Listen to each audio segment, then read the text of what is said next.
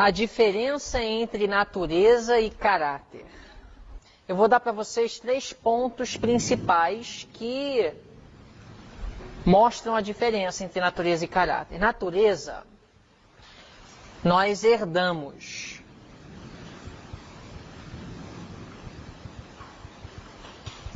A natureza, independentemente de seu comportamento, da sua boa conduta cristã, você vai envelhecer, os cabelos vão ficar brancos, você vai perder a capacidade de ouvir, ver direito, andar direito, os dentes vão cair.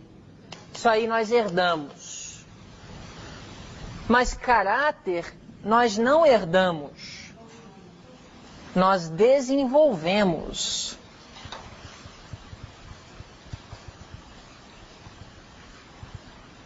É uma diferença. Natureza herdamos, caráter desenvolvemos. Natureza não depende de nossa escolha. Alguém aqui escolheu nascer com uma natureza decaída? Deus consultou alguém antes de você nascer? Te pediu como que você queria nascer, em que mundo, de quais pais. Natureza não depende de escolha. Agora, caráter tem tudo a ver com nossa escolha.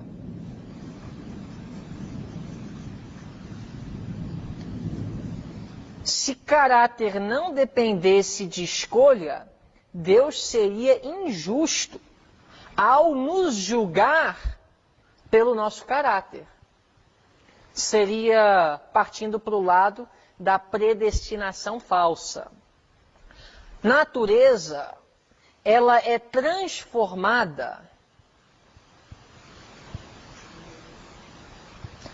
na glorificação.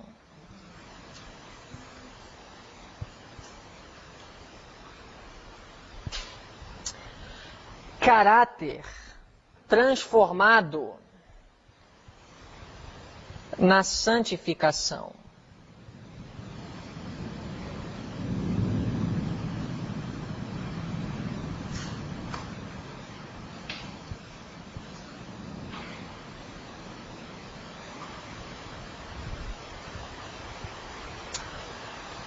Outra coisa, natureza determina a primeira morte, se vamos experimentar ou não.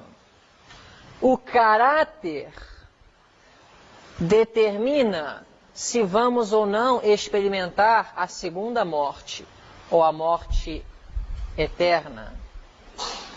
A natureza não caída, ela não pode experimentar a primeira morte. Sabia?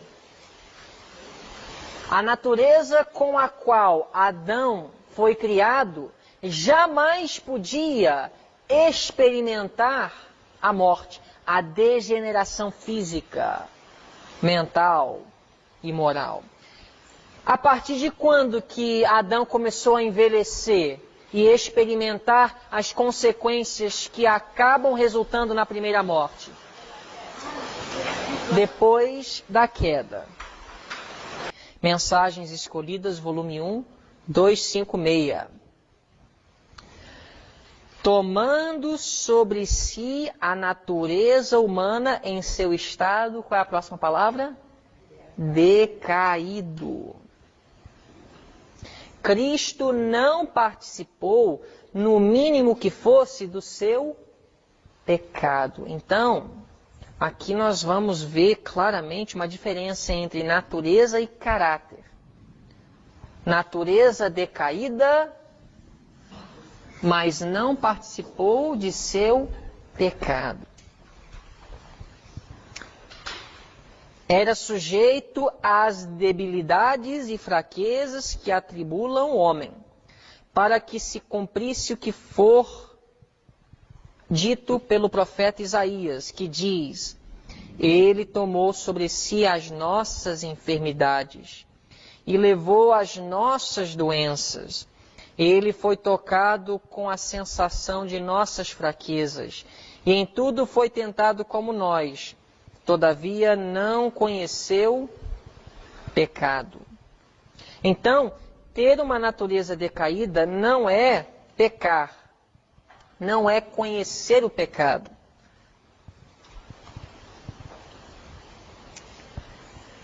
Desejado de todas as nações, 112. Não obstante os pecados de um mundo criminoso serem postos sobre Cristo, não obstante a humilhação de tomar sobre si nossa natureza, o quê? Decaída. A voz declarou ser ele o Filho do Eterno. Primeiros Escritos 150. Jesus também lhes disse aos santos anjos que teriam uma parte a desempenhar, estar com ele e fortalecê-lo em várias ocasiões, que ele tomaria a natureza o quê? Decaída do homem. Mensagens Escolhidas, volume 3, 134. Embora não houvesse nenhuma mancha de pecado onde? Em seu caráter, ele condescendeu em ligar nossa decaída natureza com a sua divindade, tomando assim a natureza humana, ele honrou a humanidade. Tendo assumido nossa natureza, qual é a próxima palavra? Decaída, ele demonstrou o que ela poderia tornar-se pela aceitação da ampla provisão que fizera para ela e tornando-se participante da natureza divina. Medicina e Salvação, 181.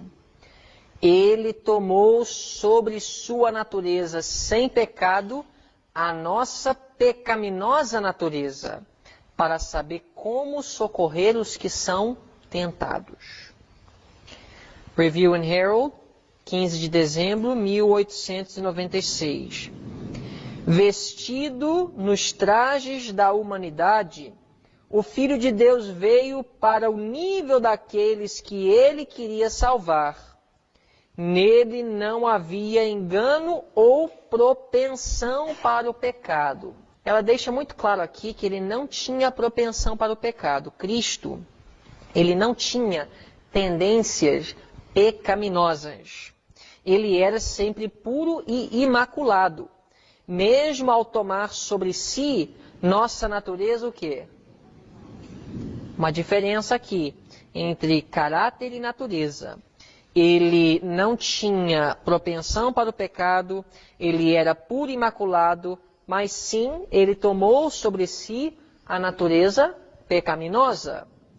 Vestindo sua divindade com a humanidade, que ele pôde associar-se com a humanidade caída, ele procurou recuperar para o homem aquilo que, através da desobediência, Adão tinha perdido para si e para o mundo. Vamos abrir nossas Bíblias em Romanos capítulo 1, verso 3.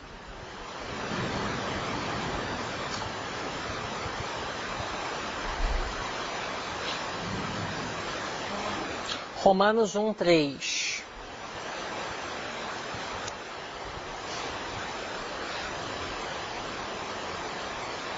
O Evangelho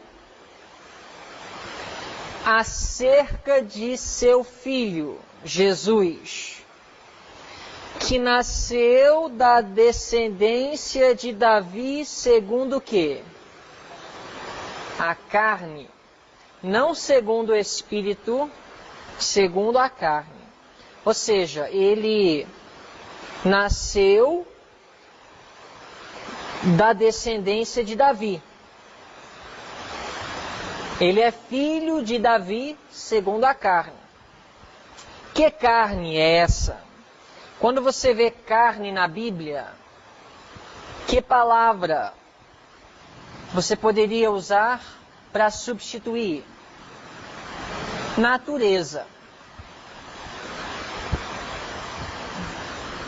Na realidade, você não vê na Bíblia a palavra natureza. Você vê a expressão o homem natural, que pode ser compreendido como a natureza do homem. Mas a palavra carne se refere à natureza. Então Cristo, ele nasceu da descendência de Davi segundo a natureza. Qual natureza? Romanos 8:3.